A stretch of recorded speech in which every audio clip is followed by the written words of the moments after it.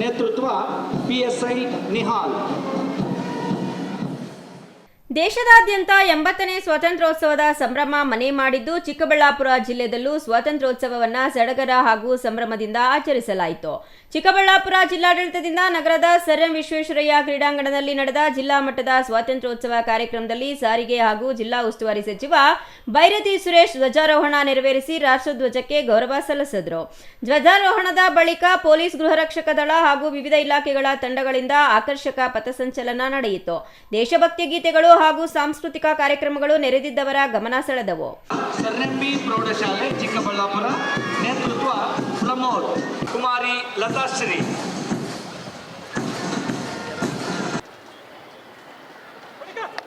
ನೋಡಿ, ಆ ವ್ಯಕ್ತಿ ಬಿಟ್ಟಂತಹ ವಾಸನೆಯಿಂದ ಅದನ್ನ ಐಡೆಂಟಿಫಿಕೇಶನ್ ಮಾಡಿದೆ.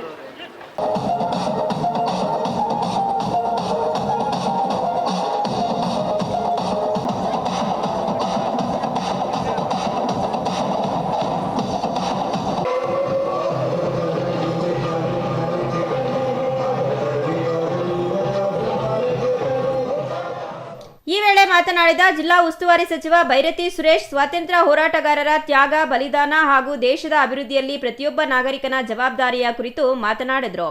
ಇದೇ ವೇಳೆ ವಿವಿಧ ಕ್ಷೇತ್ರಗಳಲ್ಲಿ ಸಾಧನೆ ಮಾಡಿದವರನ್ನ ಗುರುತಿಸಿ ಸನ್ಮಾನಿಸಲಾಯಿತು. ವಿದ್ಯಾರ್ಥಿಗಳ ಸಾಂಸ್ಕೃತಿಕ ಪ್ರದರ್ಶನಗಳು ಕಾರ್ಯಕ್ರಮಕ್ಕೆ ಮತ್ತಷ್ಟು ಮೆರುಗು ತಂದವು.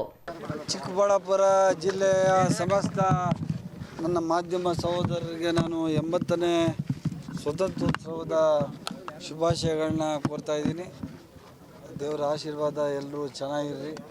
ಚಿಕ್ಕಬಳ್ಳಾಪುರ ಜಿಲ್ಲೆ ಇವತ್ತು ಒಳ್ಳೆಯ ಪ್ರಗತಿ ಪಥದತ್ತ ನಡೀತಾ ಇದೆ.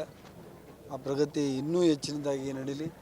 ಸ್ಥಳೀಯ ಶಾಸಕರಾದ ಪ್ರದೀಪ್ ರವರು ಮತ್ತು ನಮ್ಮ ಡೆಪ್ಟಿ ಕಮಿಷನರ್ ಪ್ರಭು, SP ಮತ್ತು CEO ಇವರೆಲ್ಲರೂ ಭಾಳ ಉತ್ತಮವಾಗಿ ಕೆಲಸ ಮಾಡ್ತಾಯಿದ್ದಾರೆ.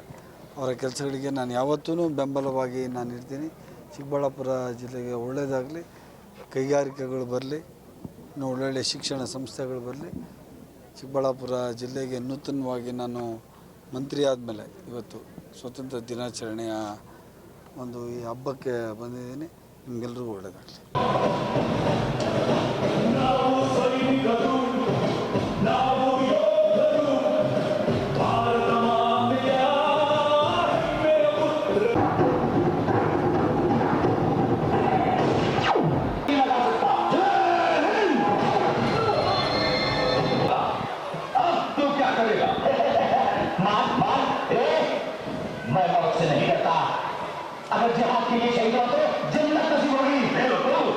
ಒಟ್ಟಾರೆ 80ನೇ ಸ್ವಾತಂತ್ರ್ಯೋತ್ಸವದ ಅಂಗವಾಗಿ ಚಿಕ್ಕಬಳ್ಳಾಪುರದ ಸರ್ ಎಂ ವಿಶ್ವೇಶ್ವರಯ್ಯ ಕ್ರೀಡಾಂಗಣದಲ್ಲಿ ನಡೆದ ಜಿಲ್ಲಾ ಮಟ್ಟದ ಕಾರ್ಯಕ್ರಮ ದೇಶಭಕ್ತಿ, ಸಂಭ್ರಮ ಹಾಗೂ ಸಡಗರಕ್ಕೆ ಸಾಕ್ಷಿಯಾಯಿತು.